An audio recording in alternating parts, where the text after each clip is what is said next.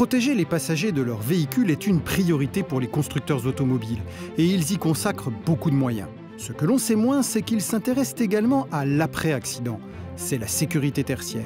Nous allons vous montrer comment les constructeurs cherchent à faciliter l'extraction des victimes et à sécuriser le travail des équipes de secours. Renault est le leader en matière de sécurité tertiaire et travaille depuis de nombreuses années avec les services de secours français et étrangers. Alors, la collaboration de Renault avec les pompiers date de 2010, quand on a commencé à se préoccuper de l'intervention des pompiers sur nos véhicules électriques. Et de là a découlé un partenariat qui s'est élargi aux pompiers de toute la France finalement, et puis aussi aux pompiers à l'étranger. On a d'ailleurs dans nos cahiers des charges maintenant des lignes qui sont vraiment dédiées aux pompiers en fait. Et donc pour chaque nouveau modèle de nos futurs véhicules, on sait qu'il faut que ce cahier des charges soit rempli. En offrant aux sapeurs-pompiers des véhicules pédagogiques tels que celui-ci, le constructeur participe activement à la formation des équipes de secours. Mais cette collaboration ne s'arrête pas là. Elle débouche également sur des avancées très concrètes, comme par exemple le Fireman Access, autrement dit la trappe d'accès pompier.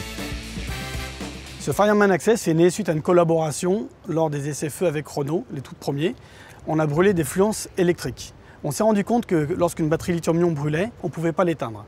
Donc elle brûlait pendant environ 1 heure. On a réfléchi avec les ingénieurs de chez Renault et on leur a proposé diverses solutions. Le seul moyen d'éteindre une batterie lithium-ion qui brûle, c'est de mettre de l'eau au cœur de la batterie.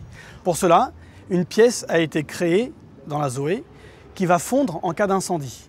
Lorsque cette pièce a fondu, on voit des flammes qui sortent et les pompiers vont mettre de l'eau à l'intérieur et la batterie sera noyée et éteinte en 2 minutes. Rassurez-vous, la batterie de votre véhicule électrique ne peut pas prendre feu spontanément. Les cas d'enflammement sont souvent dus à des actes de malveillance.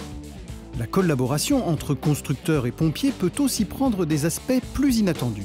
Donc sur un véhicule électrique, vous trouvez, sur la Zoé, il se trouve ici, à cet emplacement, un plug service qui est un coupe-circuit électrique. Dans 99% du temps, le courant est coupé automatiquement en cas d'accident. En cas de désincarcération, où on va venir, pour assurer la sécurité des intervenants et des occupants, venir retirer ce coupe-circuit. Pour cela, nous avons donné à Renault cet outil qui est universel chez les sapeurs-pompiers et qui permet de venir faire sauter le couvercle. Et ils ont adapté leur couvercle à notre outil. Et tous les sapeurs-pompiers du monde peuvent y accéder plus facilement. D'autres dispositifs, simples mais ingénieux, permettent au secours de gagner du temps pour prendre en charge les victimes d'un accident de la route. C'est le cas du Rescue Code. Il existe pour chaque modèle de voiture une fiche de désincarcération que les pompiers embarquaient dans leur véhicule d'intervention sous forme de classeurs comprenant plus de 1500 fiches. La première fois que j'ai vu une fiche d'aide à la désincarcération, je me suis dit qu'il y aurait moyen peut-être d'informatiser ça.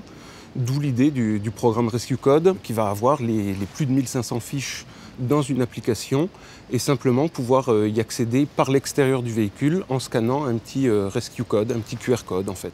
En effet, en arrivant sur les lieux d'un accident, les pompiers flashent le Rescue Code sur le pare-brise du véhicule accidenté. La fiche de désincarcération du véhicule apparaît immédiatement sur leur tablette informatique.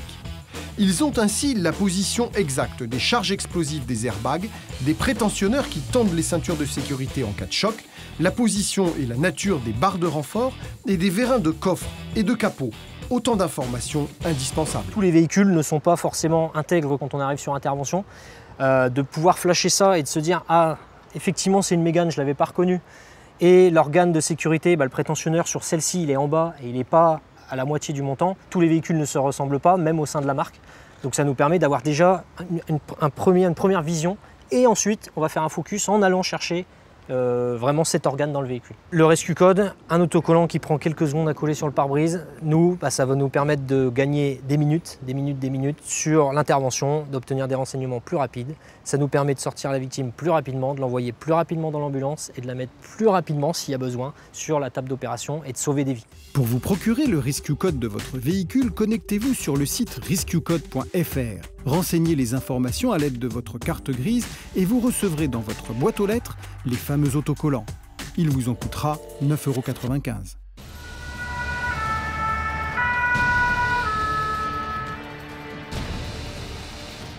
Constructeurs et secours continuent leurs investigations et testent de nouvelles idées, comme par exemple la fiche Covadis. Le principe est simple. Observer les déformations d'un véhicule accidenté pour prédire la gravité des lésions de ses occupants et permettre une prise en charge et une orientation par les secours encore plus efficaces.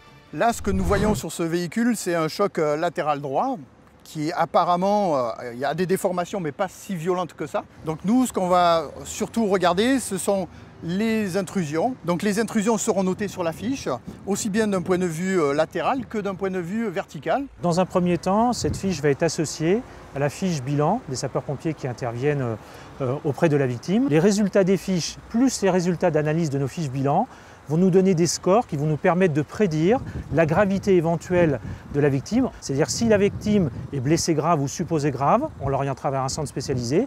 Si elle paraît plus mineure, a priori, on l'orientera plutôt sur un hôpital de secteur. En matière de secours routier, chaque minute compte.